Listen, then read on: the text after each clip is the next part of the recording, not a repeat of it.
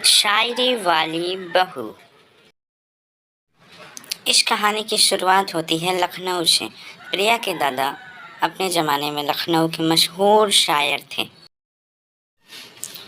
उनकी ही हूबहू कॉपी थी उनकी पोती प्रिया। अशोकमल जी का देहांत हो जाता है, पर उन्हीं के गुणों के साथ उनकी पोती प्रिया बड़ी होती है। एक दिन वो अपनी मम्मी से किचन में कहती है, कैसे कहें कि उम्र निकल रही है शादी की, कैसे कहें कि उम्र निकल रही है शादी की, अब हम भी चखना चाहते हैं जहर बर्बादी की। मेरा पढ़ने में नहीं लागे दिल, क्यों दिल पे पड़ गई क्या मुश्किल, क्यों। हे राम, क्या कह रही है तू? किसी काम की नहीं है तू। ये सारी शायरी वायरी छोड़ और पढ़ाई में ध्यान दे।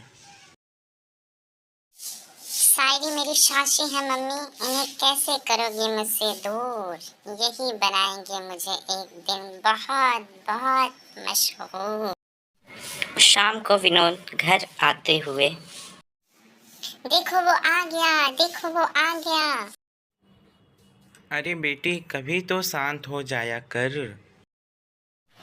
शांत जो हम हो गए तो सुनने को तरस जाओगे आवाज, ऐसी वैसी ना समझो पापा, मैं हूँ सबसे खास। बाबूजी तो चले गए एक छोटे सायरा छोड़ के। बेटी अपनी आदत सुधार, नहीं तो लड़का मिलना दुश्वार हो जाएगा।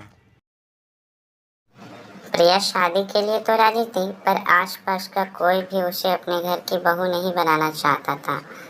एक दिन प्रिया कैफे में अपने दोस्तों के सामने अपनी लिखी एक शायरी कहती है। बात भले वो ना करे, अपनी आंखों से सब बताएगा, जो कहेगा प्रिया तुम मेरी हो, क्या कभी ऐसा भी कोई आएगा। साहिल की नज़र उस पर पड़ती है। कितनी भोली हो तुम, तुम्हें अपना कहने वाला आ गया है प्रिया। साहिल फौरन प्रिया के घर रिश्ता भेज देता है। रिश्ते की तलाश में थक चुके विनोद और लीला तुरंत रिश्ते को हाँ बोल देते हैं और देखते ही देखते शादी हो जाती है। शादी के बाद गृह प्रवेश के टाइम प्रिया की सासू माँ उससे कहती हैं कि बेटा कलश को मार कर गिराओ और हमारे घर को पवित्र करो। तो प्रिया कहती है, कितनी औसम हो सासू माँ, लो कर लो बात। साहिल बेटा, ये बहू क्या कह रही है? कुछ अलग ढंग है इसके, जिसने मेरा दिल है लिया, शायरी में ही बात करती है, कुछ ऐसी है मेरी प्रिया। शोभा और मुरली आंखें बड़ी कर करके एक दूसरे की तरफ देखते हैं।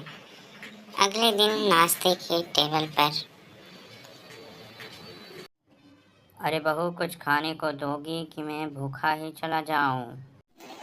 इसके पहले भागते भागते थक जाए आपके पेट के घोड़े, आपके सामने हाजिर है पिया के नींबू पानी। वाह प्रिया, क्या शायरी बोली है। आओ आओ, तुम भी नाश्ता कर लो।